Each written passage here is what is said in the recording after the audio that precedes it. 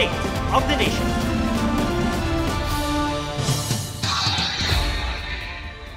Sa gitna ng flag racing sa barangay Salitran 3 sa Dasmariñas, Cavite, naaktuhan ng pamamaril ng isang lalaki. Viral na sa social media ang video. Sospek ang dati umanong tanod.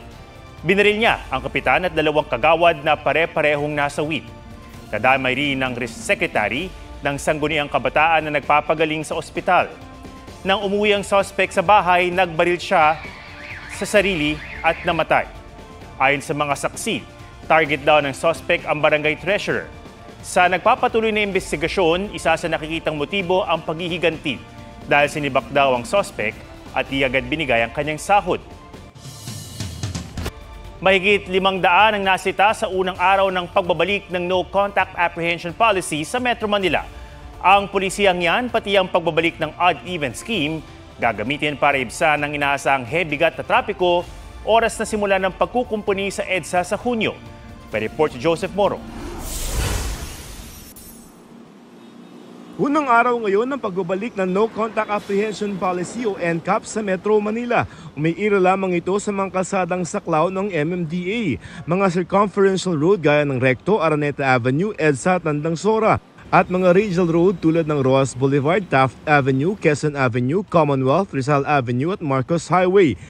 Nasa 327 CCTV camera na may artificial intelligence ang nakamonitor sa mga naturang kalsada para raw ma-detect ang mga paglabag na di na kailangang pisikal na masita ng mga traffic enforcer. 1,000 na mga additional camera ang balak ding i-install. May traffic enforcer naman sa mga lugar na walang camera. Ngayong araw, as of 4 p.m., 582 ang mga nasita gaya ng di pagsunod sa mga traffic sign at pagdaan sa EDSA busway. Malayo raw ito sa halos 4,000 violator noong nakaraang Lunes. Layon daw ng NCAP na madisiplina ang mga motorista, masugpo ang kotong at mapabilis ang daloy ng trapiko. Kasama nga ang NCAP sa mga diskarteng pampabawas trapiko sa paghulong ng EDSA rebuilding sa June 13. Babakbakin ito at gagawin daw flood-free. Gagastusan daw ito ng lagpas 8 bilyong piso. Pero hindi muna gagalawin ng mga overpass at underpass. Bubungkalin po natin yung existing pavement sa EDSA. Papalitan po natin ng bagong pavement na matibay. We will adopt actually yung latest technologies on concrete mix at saka yung on top of the concrete mix pala na gagawin natin, lalagay tayo ng running surface na makapal-kapal na asphalt, no? Para smooth yung traffic. Unang tutungkabi ng kabilaan ng EDSA bus lane mula Pasay hanggang Guadalupe, Makati. Dahil haharangan ang mismong bus lane sa kabilang lane muna padaraanin ang mga bus. Kaya pa rin itong magbaba at magsakay ng mga pasahero sa mga nakagawiang estasyon. Mababawasan naman ang lane ng mga regular na motorista. Desyembre target matapos ng DPWH ang EDSA bus lane. Kapag natapos na po yung inner lane, ibabalik na po ulit ang busway doon sa inner lane at susunod naman yung outer lane. Magkakaroon muna ng 2 linggong paghahanda ng mga makinarya at materyales sa EDSA. Kokos na yan ng traffic kasi may movement na dyan ng equipment, yung pag-a-adjust ng barriers at paglalagay ng barriers, meron ng obstruction yan. Para maiwasan ang Carmageddon, ibabalik sa EDSA ang odd-even scheme. Sa ilalim nito ang mga plakang nagtatapos sa 1, 3, 5, 7 at 9 na odd numbers, bawal dumaan sa EDSA kapag Lunes, Miyerkules at Biyernes. Kung nagtatapos naman sa 0, 2, 4, 6 at 8 na even numbers, bawal sila sa Martes, Huwebes at Sabado. Walang odd-even scheme pag Linggo at kung tatawid lamang ng EDSA, hindi huhulihin. Exempted din ang mga hybrid car, electric vehicle at mga TNVS. Simula June 16, magkakaroon ng 1 linggo na dry run ang MMDA para doon sa odd-even scheme na ipatutupad dito lamang sa EDSA habang nire-rebuild ito. Bukod pa ito doon sa meron tayo na number coding scheme. At ang sabi ng MMDA, NCAP na ang gagamitin nila na panghuli. Makasanayan muna or sisitahin namin pero hindi po kami mag-i-issue ng ticket. Sa June 23, sisimula ng paninikit. 24/7 ang odd-even scheme pero posible raw magkaroon ng window hours. Bilang pangontra-traffic din sa gitna ng EDSA rebuilding, gagawing libre ang toll sa ilang segment ng Skyway. Shared lane naman muna ang mga rider at siklista. Dagdag 100 bus sa EDSA busway, dagdag tren sa MRT at ban sa mga provincial bus, truck na mga perishable goods, aviation fuel at basura maliban sa window hours na 10 p.m. hanggang 5 a.m. Joseph Morong nagbabalita para sa GMA Integrated News. Hindi nagsasawang magpaalala ang mga doktor na kung makagat o makalmot ng hayop, magpabakuna agad kontra sa nakamamatay na rabies. 2 kababayan natin ang namatay sa rabies kamakailan. Yan ang exclusive report ni Jonathan Nandal. Sige, sabi ko mahika ka ba kasi sir, yung kita ko talaga yung hinga niya. Pag ganyan na, sabi ko sir, sabi ko mahika ka ba nak? Sabi niya mama, opo. Sabi ko sige, uminom ka ng gamot. Sabi niya mama, pag uminom ako ng gamot, malulunod na ako.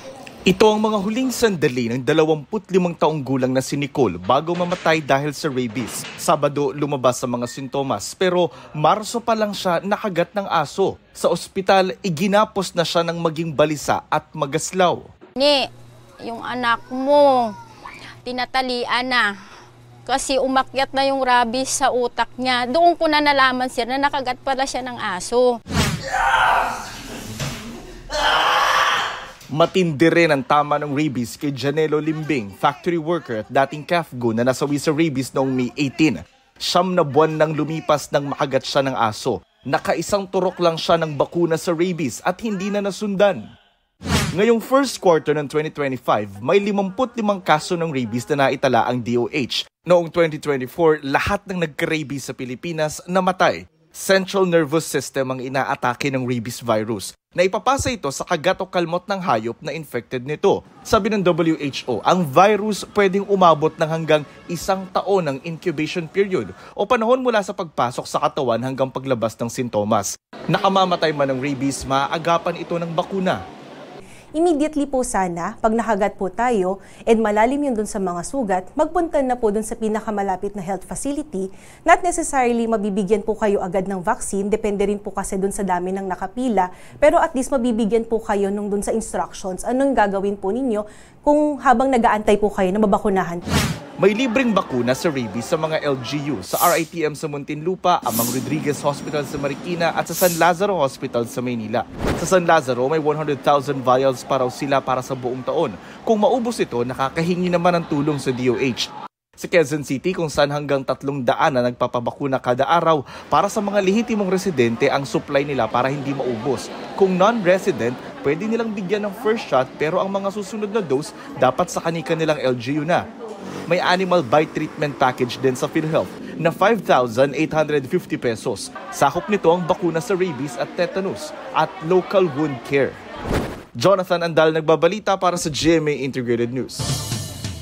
Nilinaw ng anak ni Senator Jinggoy Estrada na si Julian na hindi sila napaaway ng kanyang pinsan sa Boracay kundi nasangkot sa unprovoked attack o basta-bastang pag-atake. Hawak na ng mga pulis ang 3 sospek na nambugbog umano sa 2 noong May 24. Napuruhan sa ulo si Julian at sa ilong naman ng kanyang pinsan. Ayon kay Julian, pauwi na sila ng pinsang si Jello nang may umatake sa kanila at bigla raw nanuntok. Git ni Julian, hindi sila ang pasimuno ng gulo. Nagsampa na si Senator Estrada ng reklamong physical injury sa mga sospek noong Sabado. Umasa raw ang senador na iimbestigahan itong mabuti ng mga otoridad para makamit ang hustisya.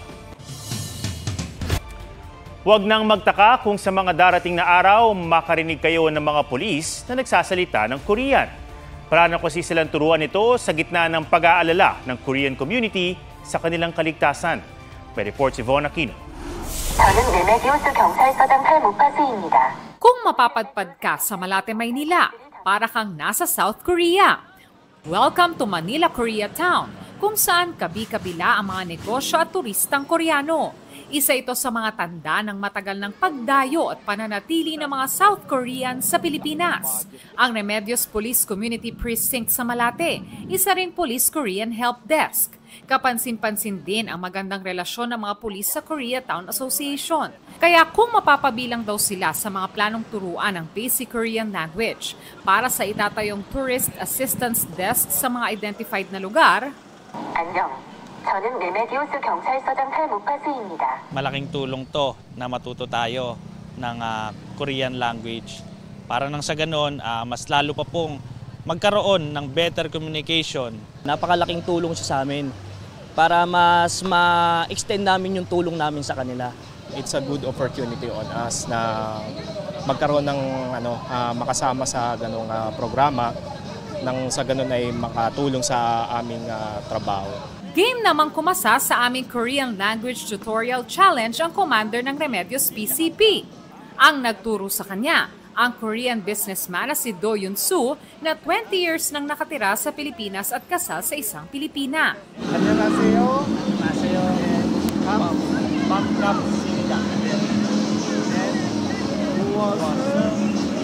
So they are speaking Korean words.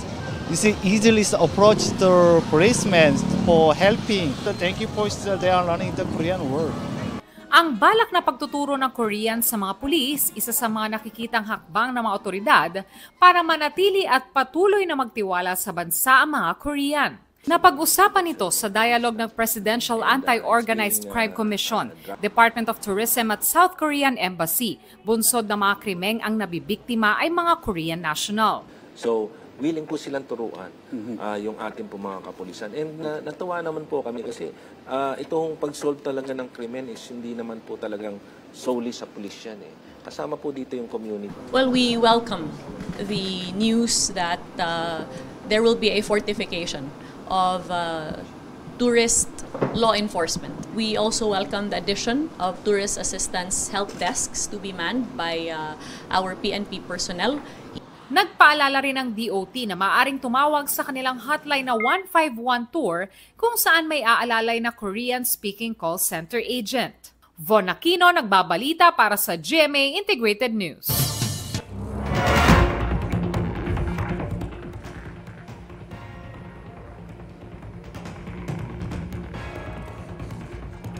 Nasa Vietnam ngayon para sa Southeast Asia Tour ang Pangulo ng France na si Emmanuel Macron.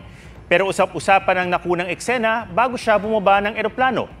Pagbukas ng pinto ng eroplano, makikita ang isang kamay na tila itinulak o sinampal siya sa mukha. Nagulat si Macron pero nang tumingin sa mga nasa labas ay ngumiti siya at kumaway. Kapansin-pansing nakapulang damit ang kaharap noon ni Macron.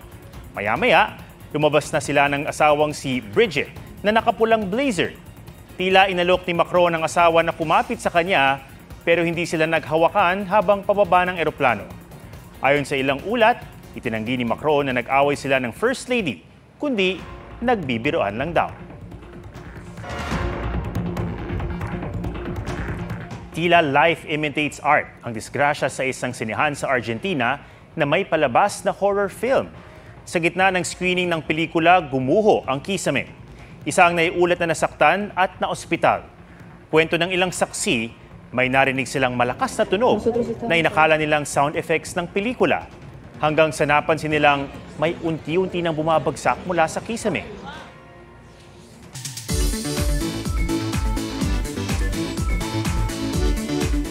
Bukas na ulit ang Mount Makiling Hike Trail. Bukod sa magandang tanawin, isang bulaklak doon ang literal na makapigil hininga. G tayo dyan kasama si Oscar Oida. Matapos isara noong COVID pandemic, muling binuksan nitong Nobyembre ang Mount Makiling Forest Reserve ASEAN Heritage Park. Kasamang mabibisita ang 30 stations ng tanyag na Mariang Makiling Trail.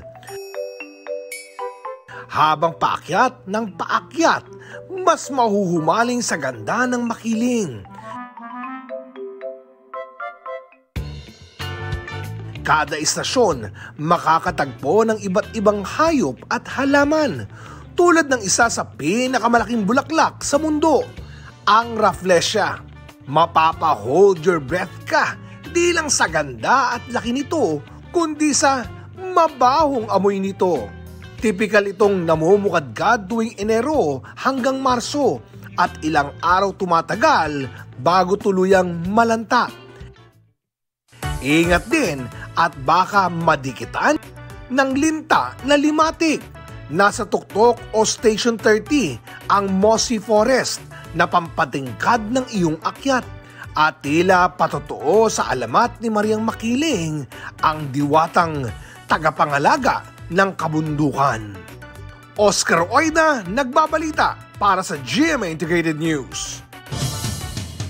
Yan po ang State of the Nation para sa mas malaking misyon at para sa mas malawak na paglilingkod sa bayan. Ako si Ato Maraulio mula sa GMA Integrated News, ang News Authority ng Pilipino. Huwag magpahuli sa mga balitang dapat niyong malaman. Mag-subscribe na sa GMA Integrated News sa YouTube.